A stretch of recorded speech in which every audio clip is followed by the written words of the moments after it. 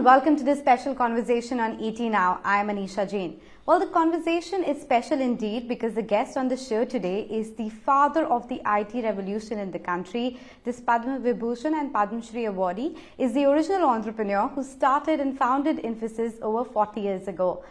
I'm sure you've guessed it by now. It's none other than Mr. Narayana Murthy, the founder of Infosys and Catamaran Ventures. Mr. Murthy, it's an absolute pleasure and honor to be speaking with you today. Thank you so much for the opportunity. Well, thanks a lot. It is a pleasure and a privilege for me to be here in conversation with you.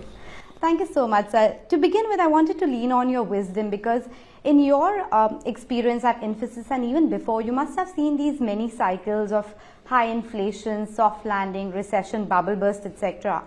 How resilient can the demand for Indian IT be in this global context, and how soon do you see the global businesses recovering? This is perhaps somewhat heretic, what I am going to say. Whenever there is a downturn in the major markets for Indian software companies, the demand for the Indian software companies goes up. Why? Because in a downturn, people are trying to reduce costs, trying to get better value for money, and Indian software companies, by definition, have provided better value for money than most other software services companies. Therefore, I think every downturn is actually a boon for Indian software companies, except some extraordinary events like 2008 when the banking sector went down very badly, and that was a reasonably large sector for large Indian software companies like TCS, Infosys, etc. And other than that, but even during that year, I still remember Chris Gopalakrishnan was the CEO. We grew by 25%, so that was not bad. Not bad at all. But you know, Mr. Murthy, it's quite disheartening to read the global headlines around layoffs these days. And these are the global tech mega giants, the likes of Alphabet, Apple, Meta, etc., that are laying off people. In your own career, have you ever faced the demon of layoffs? And what would be your advice to businesses who are currently facing the conundrum of ethics versus economics? Well, first of all, we must all accept that downturns are part of the business cycle. It's part of the existence of any corporation. Having said that, when Infosys faced such a downturn, particularly in 2001, there was internet bust. What we did was the senior management sat down and said that, look, we have offered appointment letters to some 1,500 youngsters. Now, it is not the fault of the youngsters, but it is our fault because we could foresee or we could forecast that downturn. Therefore, it is not fair to punish the youngsters. So what we did was the senior most management took the biggest cut in salary. The next level took slightly lower. Like that we went on and we made sure that every one of the appointment letters we had given was honored. And we were the only company to have done that. I'm very, very proud of that. No, well, absolutely. And that has been the heritage of Infosys, right? The talent has been the backbone of the company, as you've always pointed out. But, you know, as a country, we are facing this problem of brain drain at the moment. There are youngsters who are complaining about lack of innovation in the country, etc. And that's quite visible in the IT sector as well. And if I may, the entry packages for the freshers has remained stagnant over the last 10 years, while the pay of the CEOs have been rising to an exorbitant amount, if I may. What's your take on that? You know, I retired from Infosys in 2014, and I don't take much interest in the company. I don't take that much interest in the industry because I read a lot of physics, mathematics, theoretical computer science, etc. So I am probably not the right person to answer that question.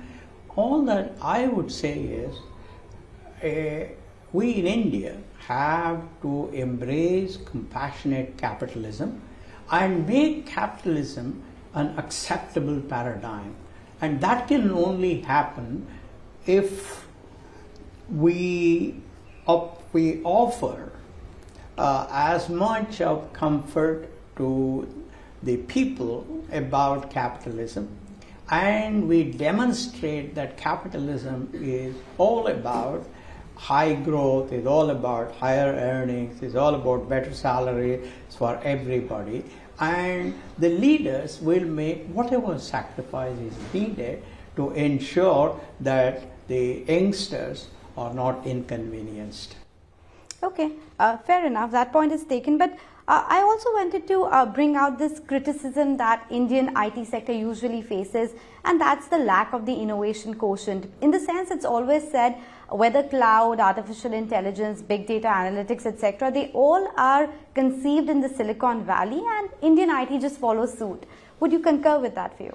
Well, let me tell you my belief. India is a large country. It produces a large number of engineers. And right in 1980, before I founded Infosys, I realized that our charter has to be create a large number of jobs for our people. And I also realized that services sector is the one that will continue to flourish for a long time.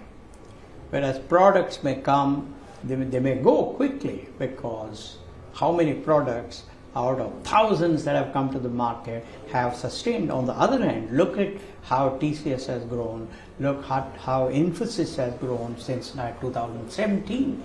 I think, therefore, I said we Indians should focus on services for a very, very important reason. First of all, no matter what systems a corporation in a developed country has installed, it needs to be modified, it needs to be enhanced to keep pace with changes in technology and changes in business practices. Therefore, there's always a revenue stream. Second, even if you have a product that's very popular, you need to build a layer of customization around this. SAP is a classical example.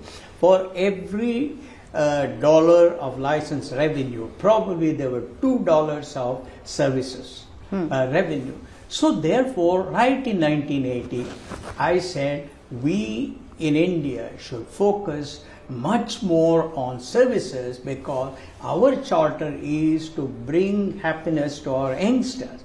It is not to say I invented some product, okay, I take only a small number of people and then, I don't care, I'll make money. That has never been at least our philosophy, and I think that has stood the test of time.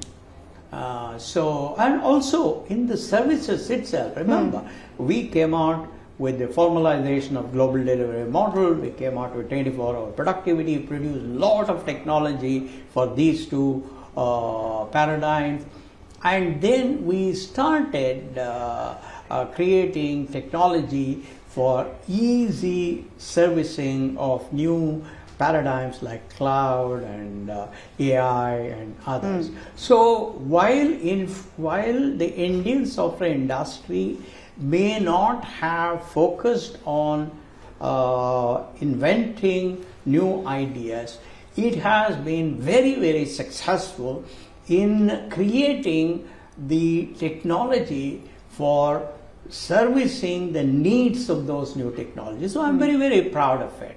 I'm very proud of it. But do you think the Indian IT is now geared up to probably take up innovation as well? Well, let's remember one thing, that as you know, Infosys Finacle is probably the most successful and popular product. But that perhaps contributes about $500 million today. Out of $17 billion of Infosys revenue, $500 million is 3%. So it's not a big deal. So therefore, by nature, I think the top management in most Indian software services companies, they are focused on services, they are focused on making those services better, more of higher quality, better value for money, etc., etc. So therefore, our mindset is one of creating lots of jobs for our youngsters in the country. Okay, so the main focal area is creating jobs for youngsters as well. But Mr. Murthy, I want to talk more about what you said with respect to services, right? If you were 35 years old today and starting up a new business, would you still look at IT services as your business interest, or would it be something else, manufacturing, VC, platform tech, etc.? Well, I did my graduate studies in majoring in computer science. I worked abroad in France, in IT applications, in operating systems area, etc. So, given that I would continue to look at IT, but I would also look at what is suitable for the country, what will help our country, because I am not in it just to say, oh, I'll make some money and then go. That's not the focus. The focus is how can we add value to the country, how can we bring smile onto the youngsters. So therefore, I would say, given that the disposable income in the developed countries are higher, given that in a country like the US, there is a clear acceptance of the role of technology in delivering competitive differentiation, therefore, I would say that my view would be to focus on developed world, to focus on countries like the US and provide software services. I just want to scratch that point further, if I may, regarding services versus products that you talked about, because what about manufacturing as an industry? Because a lot of people are saying that manufacturing is positioned the way services was 40 years ago, and it could perhaps be the sunrise sector for the next 40 years. What's your take with respect to what's happening for the policy action and how manufacturing is placed? Well, I would not claim to know manufacturing in detail, but whatever I hear from youngsters, and I interact a lot with youngsters, is that there is considerable confidence amongst youngsters. You see electric vehicles coming out. So many companies have started producing electric cars. Even high quality cars like Mercedes and others have provided electric vehicles in India. Then you have the electric scooters, electric other vehicles. There is considerable focus on autonomizing, bringing autonomy to vehicles, and the manufacturing productivity is improving, and a lot of youngsters feel a lot more comfortable with the manufacturing today than they were 20 years ago. So I think there is a certain confidence in the air, there is a certain positivism in the air, there is a certain can-do spirit in the air amongst youngsters. So that's what I could say, because I'm not an expert in that area. No, sure, point taken, and that kangaroo, effort is definitely there. But since we are talking about the next big trend, etc., do you think this energy transition could be the next big trend? And have you tried Chat GPT by any chance? That's been making the waves. Which one did you say? Chat GPT. Oh, okay, of course. Well, my son introduced me to a Chat GPT several months ago, and it is a very powerful tool in adding knowledge to people, and I think it will become very, very useful.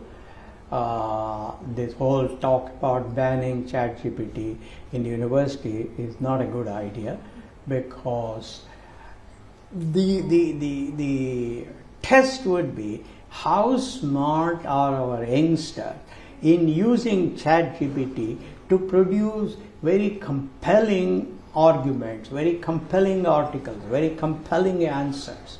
Therefore, we will move to the next orbit where Chat GPT becomes a part of the student's life, but then the teachers will have to modify their stance to differentiate between answer A and answer B in that orbit. Today we are in a lower orbit. So I am a great believer in these technologies, and I think we should embrace it wholeheartedly, and India will be a beneficiary.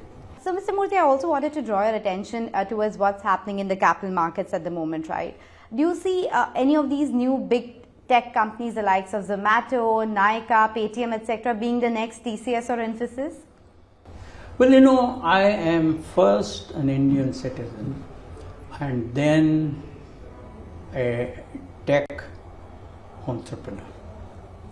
So therefore, I would want India to make tremendous progress, not just in IT, but in every sector. Now, the companies that you spoke about, they're all promising startups. I want them to succeed. I want them to become bigger than Infosys and perhaps TCS. And that will be good for the country, because as long as they can create productive jobs for youngsters, as long as they can create jobs which have higher disposable income for youngsters, I think it is good for the country. Therefore, I wish these companies my best. I want them to become much bigger than Infosys. That's the only way country can grow. Well, absolutely. So being optimistic there, but I was reading one of your earlier speeches, and there was a very interesting quote that really caught my attention regarding IPOs, and it was how entrepreneurship is all about deferred gratification. Now, with what's happening in the capital market, do you think the entrepreneurs these days are looking at IPOs as surrogates to funding and forms of instant gratification versus the deferred gratification that they should really look for? Well, I wouldn't blame the young entrepreneurs. I would blame the older people, because it is the job of the older people, it's the job of the veterans, it's the job of seasoned venture capitalists to advise the youngsters that deferred gratification will result in much bigger wealth for those people. That's exactly what happened in Infosys. In the 80s, there were at least a couple of my colleagues who were somewhat unhappy, in 90s rather, that we had not seen any wealth out of Infosys. But then I advised them, I said, look, if you make sacrifice in the short and medium term, you will reap the benefit many times more than otherwise. So I would not blame the youngsters. I would rather request the veterans in the field, venture capitalists, to advise them on this. That's what I would say. Fair point taken, because I also wanted to talk about how the last 10 years have been great for Indian startups, right? Yeah. There was abundant liquidity, the policy action was positive, but now the tide seems to be turning a tad bit with the funding winter setting in, liquidity becoming scarce, etc. Do you see any kind of moderation in Indian startups, and would you believe this would separate the wheat from the chaff per se? As I said before, this is all part of business cycle. There was a time when we had boom time in venture capital availability. Now that has become much more difficult. This expected. However, if our entrepreneurs focus on creating a differentiated business value proposition vis-a-vis their competitors, and they are able to communicate well to the VCs, I don't think money would become the problem. However, in these difficult times, they have to realize two important things. One, they have to estimate the market very carefully. Unfortunately, there is no well-established company in India which can estimate the market opportunity. That's a big problem in India. Therefore, entrepreneurs tend to do a not so quality estimation, and that results in overestimation. They should avoid that overestimation. They should go with a realistic estimation, and consequently their expenses should be curtailed, and ideally they should focus on becoming positive in terms of cash flows as early as possible. I understand it takes time. However, they should try. If we did all of that, I don't think there'll be any problem. Just coming back to the point that you were talking about at Infosys itself, how in the 90s there was this lack of gratification per se, but then there were many of these offers made to you at that time when people were willing to buy you out for millions of dollars. At that time, how difficult was the decision for you? And in your own decision making, what role does gut play versus logic? No, I used to get a very good salary when I was heading the software group at PCS. So I didn't do this for money. I took 1/10 the salary when Infosys was founded, while I gave 20% more to all my younger co-founders. So money was never a part of our calculations, and I'm very, very grateful to my wife for that way of living our life. So I was not very much after encashing little money. I wanted to create a company that would be highly respected, that would be known throughout India, that will be known at least in the developed world as a company that has demonstrated good governance and all of that. So I could convince my younger colleagues that they should demonstrate their commitment to deferred gratification by not wanting to accept this offer. And they were all very, very good people, very, very understanding youngsters, and they all accepted it. That's how we went forward. So then I'm intrigued to know, what made you then go for the IPO at that point? What was that decision-making marker? Well, there were a lot of youngsters to whom we had given in the initial round of stock option plan. Later on, we did a bigger one in 1994. And number two, we felt that the true worth of a company is what is determined by the market. The true value of the company is what is determined by the market. We just wanted to conduct an experiment where we would know whether our assumptions of Infosys would be agreed to by the outside investors or not. And that really was the initial thinking.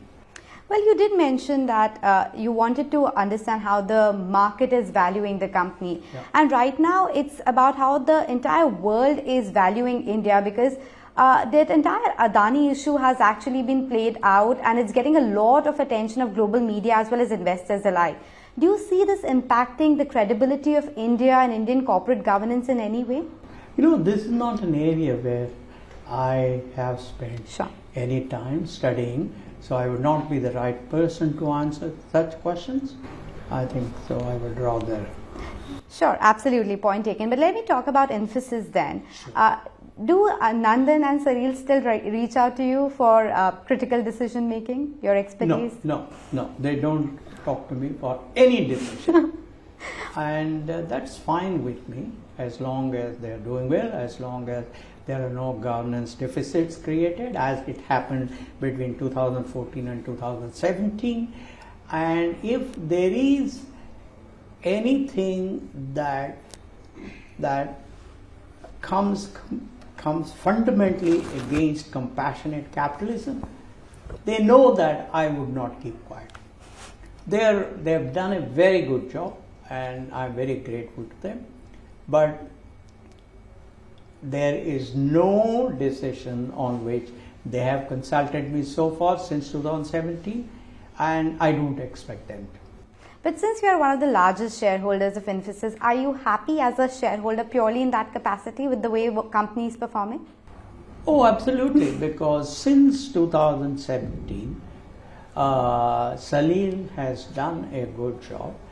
They have been distributing pretty good dividends, one of the best in the industry.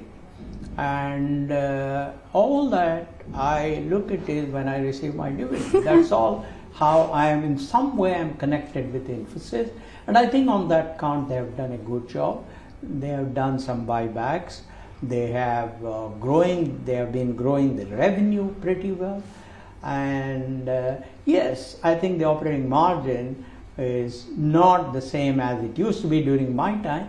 I understand, but and you've always been focusing on margins a lot during your time. It was very crucial and important for you to maintain those margins as well. But Infosys just completed 40 years, and there was an interesting comment that you made there that initially your thought process was to keep the kids out of the business, but perhaps that's not the best course of action. Should we believe that going forward your kids will play a larger role and participate more in the company? After that initial thought, I had discussion with lots of thinkers in the US and a few in India, many in UK, many in France, Germany, Singapore, and they all felt that whatever principle I adopt, that should not come in the way of legitimate opportunity for any youngster. Forget about sons, daughters, nephews, that's not the issue. No individual should be prevented from the legitimate opportunity that is available to him or her as a citizen of this country. They said what I was thinking was wrong. What is important is that they should come through the same channel as the rest of the people. They should demonstrate their worthiness through whatever tests and qualifying examinations and interviews you do, and they should move up the corporate ladder in the same way as anybody else. And you cannot do reverse discrimination. And therefore, I was educated by many corporate leaders, many leaders in the area of leadership, in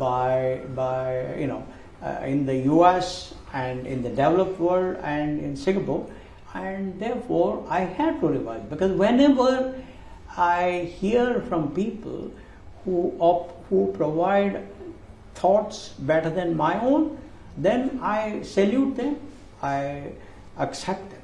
That's it. Well, talking about your kids a bit more, you pointed out that when they were growing up, Infosys was your first priority and family came second. Do you regret any of that? Would you change anything at all? Well, I regret it because there were, most of the time I was traveling abroad, I was meeting prospects and clients. At home I used to leave at 6 a.m. and I used to return by 9. But within that, whenever I was in the country, I would take, my wife and I would take our children to have dinner with them and get them toys or whatever it is. And we kept them to the extent possible as happy.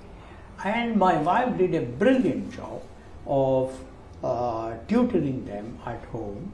And both of them one did a PhD in Harvard, another did an MBA from Stanford. You can't expect more than that. They did pretty well. More importantly, both of them have turned out to be value-based individuals. And so to that extent, I don't regret. I don't regret because of the extraordinary role that my wife played. I'll come back to your wife in a bit, but just recently I saw some pictures of you holidaying with your daughter as well as your grandkids in Goa. But what was conspicuous was your missing son-in-law. Is the responsibility at 10 Downing Street keeping him very busy and not able to visit you? You know, as a foreigner, I don't want to comment on any issue of a foreign country. So therefore, I would like to abstain from making any comments on that. No, sure, but I was just intrigued and curious. Have you visited 10 Downing Street yet? Any plans to visit soon? No, again, I don't want to discuss those issues. Sure. Let me come back and talk about Mrs. Murthy. And there's one story or rather anecdote that I was reading wherein how you and her had an allowance of 300 rupees per month for books, and that was a very strong link between you and her. What are the books that you are reading at this point of time? What's the classic that you would probably recommend to all the youngsters? Well, you know, I read more of physics, mathematics, and computer science. I don't read management books.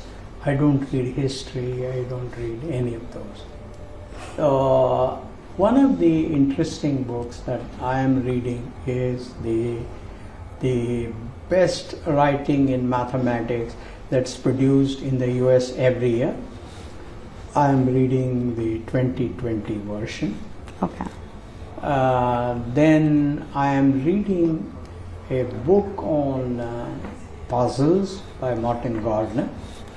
I try to solve some. I take a long time, and then I look at the answer if I'm not able to do that. And I am also reading a book on economics in one lesson. But those may not be interesting to most people because they bring me happiness, and that's what I do. Well, absolutely. And what brought you happiness was also Mrs. Murthy, right? With Women's Day just right being around the corner, anything that you want to say to her or anything for women as a whole, do you think we're doing enough with respect to narrowing the gender gap in the country? Well, obviously, we have not done as much as some of the developed countries. So we have our task cut out. We need to enroll more women in higher education. We need to enroll a larger number of women in technology and engineering. Though I must say Infosys has done a reasonably good job. I think the year I left, 2014, I was almost 50% were women among engineers. But I think there is a lot of work to do because Infosys is more like an oasis. So that's not the way to measure India's progress. So overall, I think we have our work cut out. Well, I'll just wrap up the conversation with a last word that I want from you is the career advice coming in for all youngsters. Somebody who's starting out at this point of time, what would you tell them how they should hone their career? Well, I think we live in extraordinary times for the country. The country is respected outside, unlike in 1980s, 1970s, when India was known as a country of filth and poverty. That's all what the West focused on when it came to India. But today, there is a certain level of respect for India's achievements. There is a certain level of respect, thanks to the NRIs who have done extremely well in the developed world, thanks to the entrepreneurs who have done very well in India, thanks to some of the wonderful surgeons here, in other words, India has been recognized as being able to contribute well. So this is the time for our youngsters to work very hard, be disciplined, and take India to the next orbit. And I have no doubt at all that the path is much easier today than what it was in 1980. And we, the elders, will always, cheer them from the sidelines as they run this marathon. And I have no doubt they will do that. Well, with those pearls of wisdom, we let you go. Thank you so much, Mr. Murthy, for making time and speaking with us today. It's an absolute pleasure. Thank you very much.